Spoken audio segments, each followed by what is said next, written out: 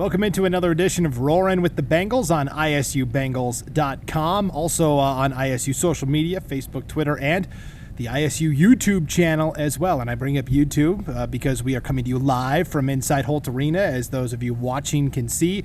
Brandon Baney here with ISU head football coach Charlie Ragle. I guess we can show our faces in public again. As I said, you can, I can't.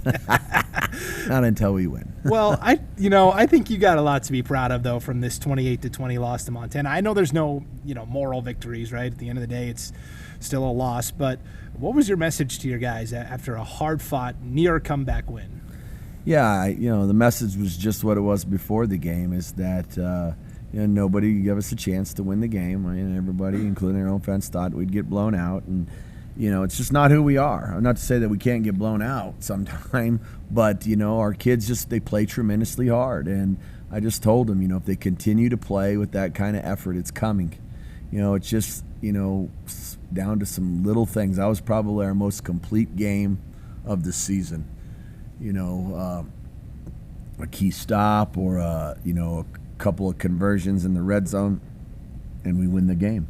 It's really that simple. And we have to make that play, but with effort like that. And I told him after the San Diego State game, if you play like that, you can win every single game that we have left on our schedule, and that still stands true, to this day. Yeah, you're down 28-6, and there's a lot of Bengals teams from yesteryear and in years past that would have folded, and 28-6 becomes 42-6, and your guys went the opposite way. I think that says a lot too, that they gave that full effort despite being down 3 scores. Yeah, well, that's become the standard. It's not acceptable to quit. If you're going to quit, just quit before we go out and play. Let us know, and if nothing personal, we'll part ways. But that is the norm now. What you saw on Saturday is what's expected, and nothing else is good enough. Obviously we want to win the games, but that kind of effort is expected on a day in and day out basis. That's how you become a champion. And then, you fine-tune a few things, and you continue to get better in recruiting, and the wins will start to pile up. Yeah, we talked about this, it was either last week or the week before, about developing that championship mentality and learning how to be a winner and having that swagger. And you pointed to specifically, you said, when you look at Montana, they're a type of team that has that swagger. I will say on Saturday, though, it looked like at times you guys were the ones with the swagger making the plays. Well, and I think that the kids have, again, I think, attitude reflects leadership, and that's kind of the leadership that we have brought here as a staff, and that's what we expect. And when you watch them in the beginning of the fourth quarter, or right in between the third and fourth quarter, they brought their guys up, we brought our guys up, and it's what we do. We talk about the 2%, and and that's what I said. This is a battle of a culture that's established, and us building our culture. It's us versus them, and the kids responded and played hard, which we expected, and we're able to, convert a couple scores, but we fell short.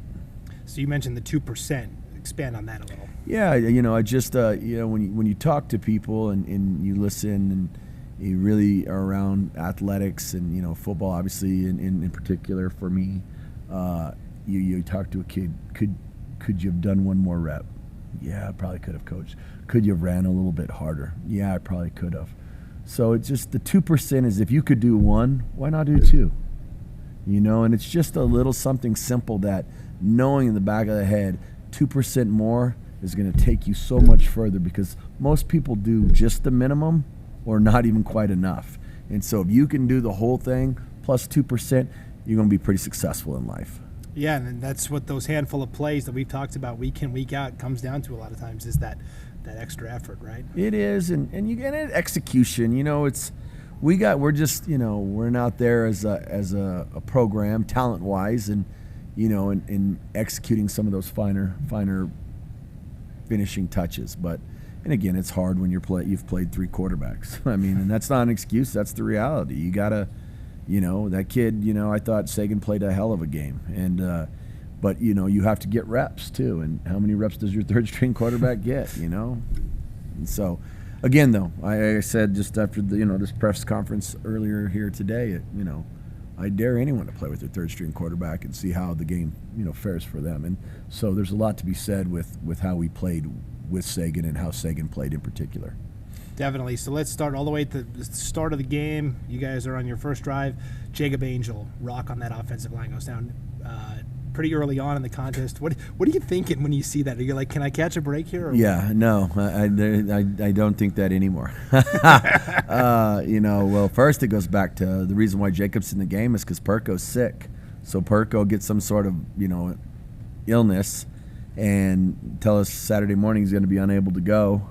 And so then we put Jacob in, and it's not even 2 plays into the game, and he's down. And it's like, oh my goodness, what are we doing here? And so, it's just kind of been that's the way it's rolled this year, and we just keep plugging away, and you can't make excuses. You got to find somebody else, and we just keep battling. Both those guys, where are they at? So Perko's he'll be back. Jacob's he's gonna miss a few games with his knee, so a few weeks. So MCL. We'll see, how many weeks that is. I don't know exactly yet, but MCLs are typically about 4 to 6 weeks. Knees are very crucial for those O-linemen. They're using them on every play. Yes, crucial for me too. Yeah, right. So despite that, you guys hang tight, and Montana gets the ball early in the first quarter, and boom, Charles Ike gets an interception. He's really come on strong in the middle of that defense. Yeah, Charles is he's been just a pleasant, I don't say surprise, but just a pleasant addition, to our defense. He's got probably the most experience of anyone on that defense. There might be Teak Jones might have, Terrence might have some, equal experience, but he's one of the most experienced defensive players we got. And Charles has just come into a well-rounded, he's already got his degree, well-rounded young man that has figured it out and has played extremely hard for us. And I'm certainly glad I got to experience this season with him. Yeah, he's really elevated his game over the past couple of weeks. There were 2 plays, one in the first quarter, one in the second quarter, that I thought really showed the toughness of your team. So Montana's got the ball, 6:30 to play in the first quarter. It's a 3rd and 2. You guys get the stop. I thought that really gave your side a little bit of momentum. Yeah, we've got a toughness to us, and it, like I've said all along, these guys have a competitive spirit. They have a Warriors mentality, and excuse me, and that's to be expected, but certainly proud of how hard they played. And then 10:24 to go before halftime, 4th and 1. QB sneak play. That's a play where everybody knows what's coming, and it's just which side is tougher to execute, right? Yeah, and I think we got 2 of those. We scored on one, and that 4th and 1, and it was good to see our guys get up there and knock them off the ball a little bit and get that first down and the score. So, again, but that's. I know, and again, I don't want to be critical of what's happened here in the past. I don't care. I'll leave that to you and everybody else. But, I think we're getting absolutely and of course I'm going to say this because I'm the coach now, but I think that what you just said about Charles, he's playing at his highest level since he's been here.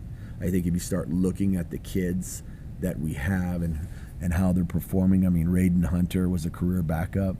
Now he's averaging like 4.5 yards a carry. He's having a tremendous season. With all that pressure and down to a couple of backups on that offensive line, we gave up 3 sacks to a highly heavy pressure team.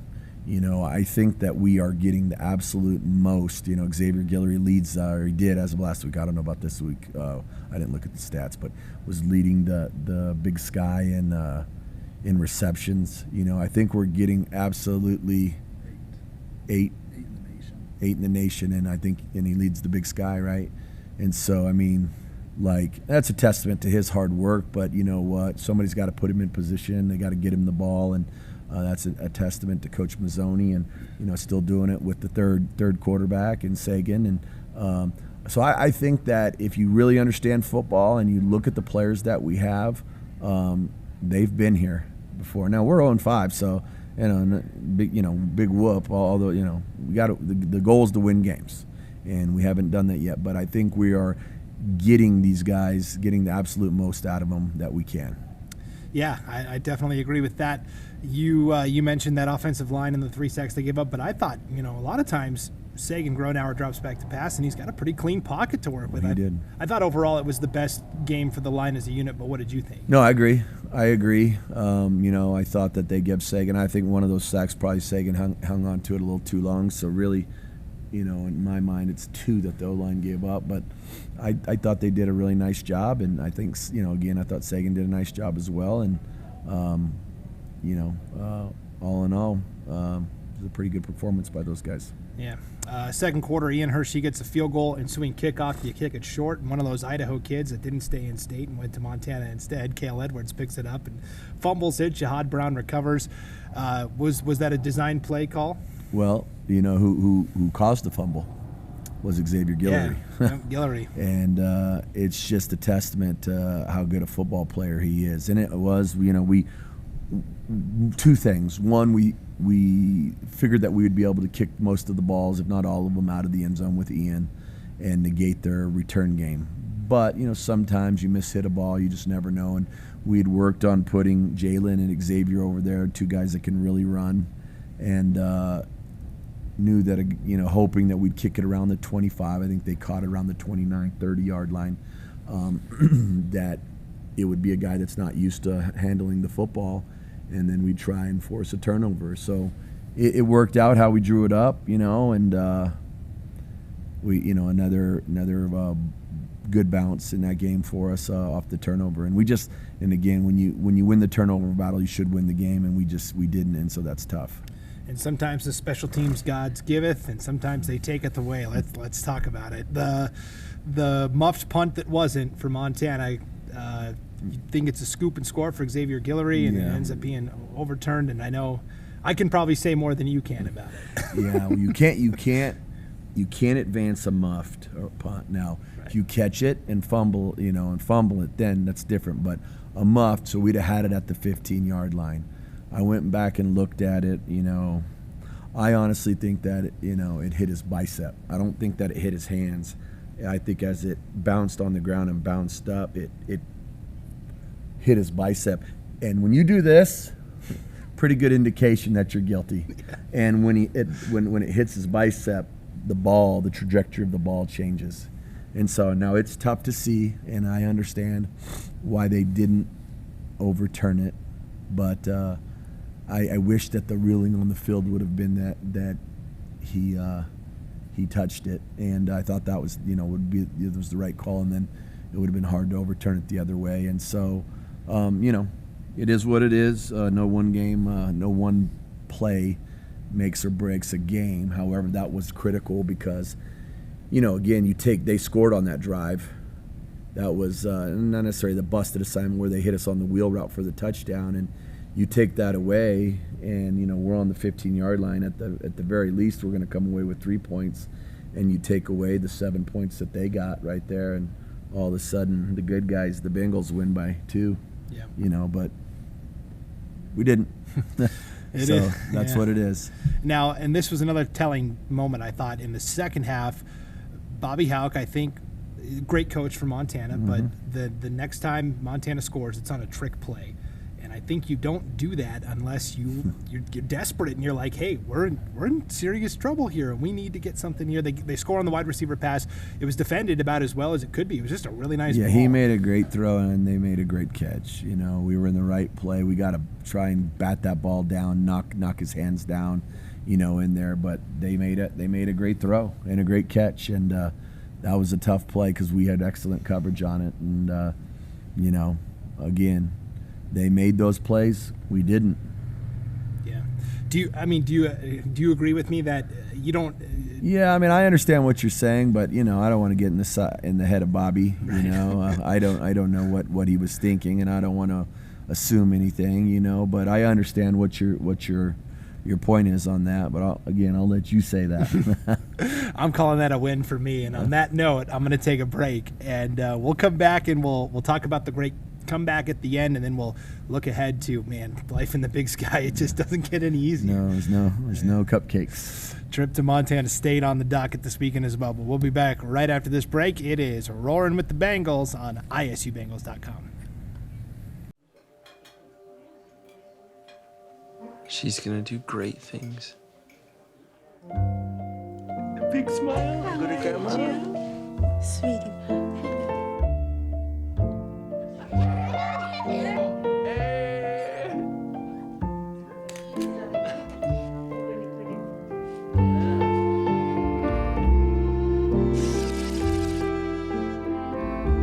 She's gonna do great things. Part of the total impact. You want to talk about money? She's gonna do great things. You're welcome. We have all this together.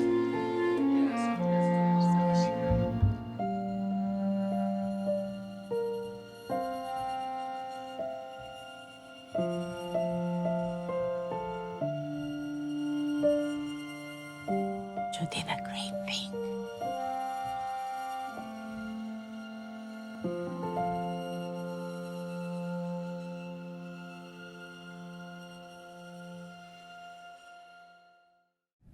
Welcome back to ROAR'n With the Bengals on ISUBengals.com. Brandon Baney with head football coach Charlie Ragle. So your team's down 28-6. We get into the second half, and this is where this comeback begins. It starts with a touchdown pass from Sagan to Christian Fredrickson. To me, it looked like an NFL throw where you put it at a certain spot where only your guy can catch it. No, it was a great throw, and Christian did a heck of a job going up and getting it, and not to, rub it in, but he caught it over Mr. Dawson. Is that right? And I think that was a pretty sweet moment for Christian, obviously. But that was a heck of a catch, and, it was good coverage. But, yeah, he made a heck of a catch, kind of like they did on the double pass, and so it was a heck of a play. But like I said, Freddie's just one of those guys that, I want to emulate, what we're doing here as a program, just a blue-collar kid that comes to work. He's talented, but he's tough. You never have to worry about him going to class. You never have to worry about him, being at the wrong place. He just does all the right things, and he never complains. And you know what? He's awesome. Former Rigby Trojan. I know the hometown fans in East Idaho love watching him play as well. How do these receivers all complement each other? Guillory's kind of the chain mover. Wallace is a big target over the middle. Yeah, I think that, you got Jalen Johnson, who has the ability to win one-on-one at any time. I think Cyrus has that ability because he gets matched up with linebackers. And, with the 11-minute mark, we had him and we missed him down the seam.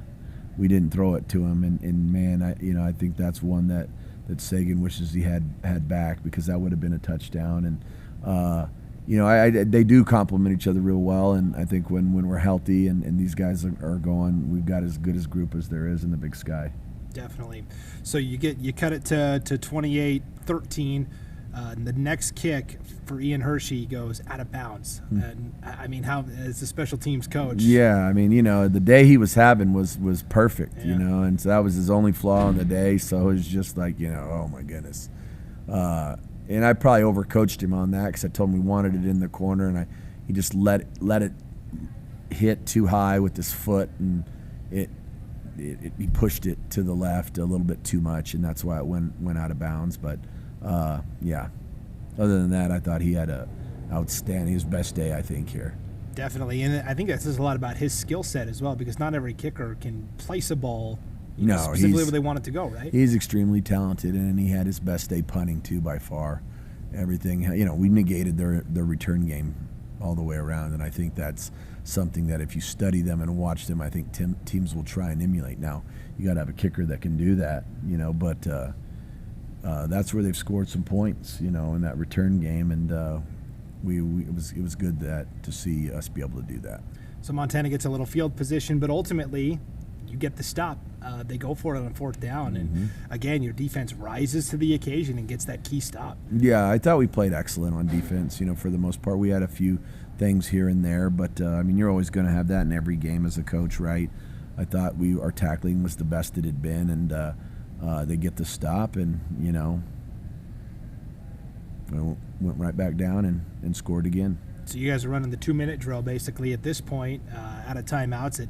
It's capped off by the QB sneak for a touchdown by Sagan. What'd you think of the 2-minute drill? And I thought they did a nice job, and we got down there and got the score, and I obviously made it 28-20, and then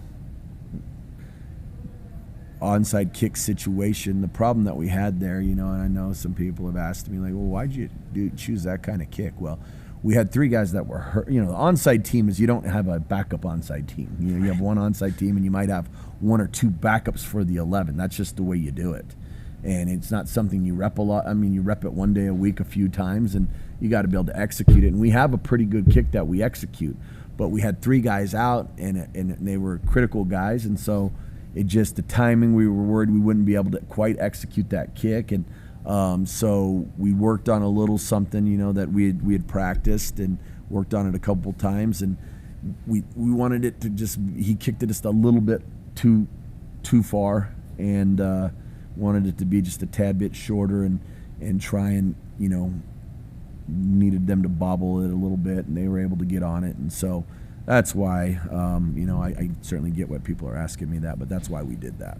Well, this is why we have the show, so we can dive into these plays. So what were you missing? Who were the key? Are they the guys that run down to try to blow up the? Yeah, we had 3 guys on that kick side, and a couple of them are. I don't want to give it all away because we haven't ran it yet. But right. Okay. Yeah. But we had some guys that we needed in key situations to be able to create some space, and we had one of the guys that is a potential ball guy on there, not available. So. It was, that's why we didn't do it. Sure. And again, statistically, the onside kick, a very difficult maneuver to pull off. Either way, yeah. But in hindsight, if I could do it over again, I'd have just had Ian try and kick it at their front line guy, as hard as possible, and see if we could have hit him. But, I mean, that's watching the film, and, you try and go with what you've practiced, and that was something, the little bloop, and it's, again, that's a tough little deal to execute as well. That happened to me in my high school. I was a sophomore backup O-lineman on the varsity team, front line kick return. Oh, man. Somebody kicked it right at me. I muffed it. Next week we had a hands team. Yeah, man. I got to check with your coach on that. Man, they put you on the front line? Yeah. Man, you know what we say, KYP. Know your personnel, man. Come on, man. Yeah, no O-lineman on the front of the kickoff return? Oh, goodness. I know. That's another good Regelism I got to remember. There KYP. you go, KYP, man. All right. Well, speaking of acronyms, MSU, Montana State University, coming up. So you go from the number 2 team in the country to what, number 4? Good luck. Right. I was hoping MSU, maybe Saturday they'll be unavailable. No, they're a good team. Obviously, national champion runner-ups from a year ago. New coach last year, second-year coach. I went up there 2 different occasions when I was at Cal and worked with, talked football with Jeff Choate, who I think is a outstanding football coach and a great builder of culture and young men. And I went up there, and Coach Wilcox came up there one time with me, and they're friends. And so I'm familiar with their program and followed it pretty closely. Obviously different now under the new regime, but they've done obviously an excellent job, and they've got some of that same kind of swagger that Montana has, and just looking at them on film, they're long and fairly athletic. It'll be a very tough challenge for us as well, but again, it's no tougher than last week in the Montana, no tougher than UNLV or San Diego State. They're a good program. We're going to go work hard this week and put our best foot forward.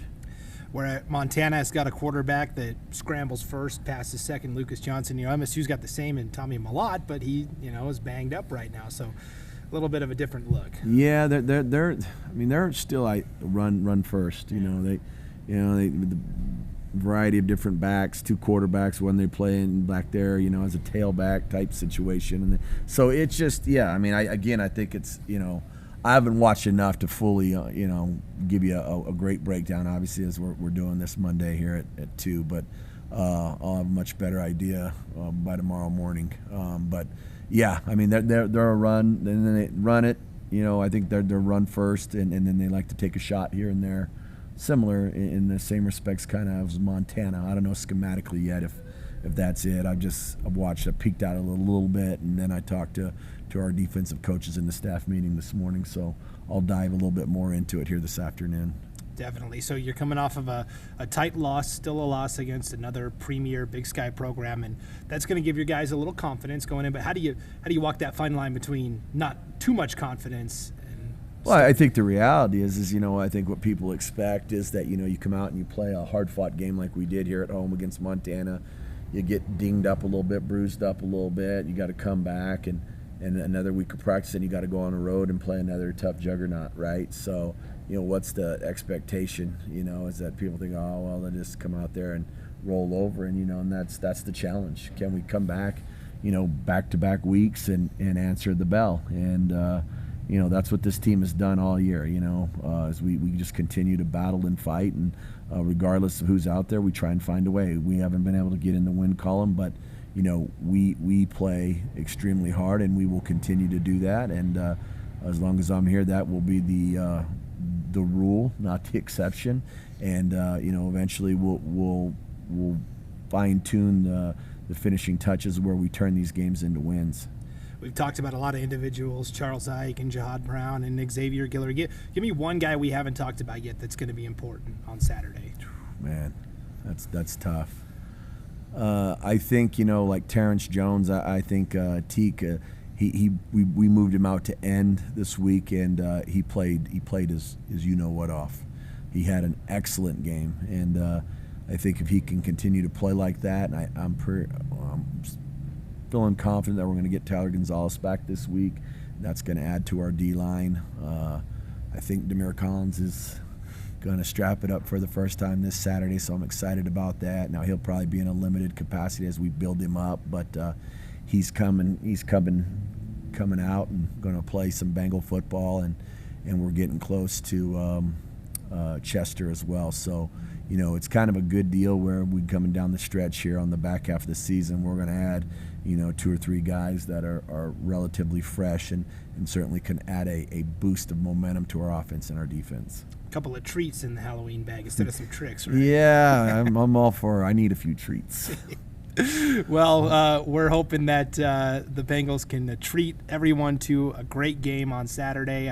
I know the effort and the competitiveness will be there. And again, like we've talked about several weeks now, it's a process. We're building up to it. But, I mean, from week 1 to where we're at today, already big difference. No, we are making progress, and it's, you're changing a lot of things here. It's an institutional change, in the athletic department, across the board.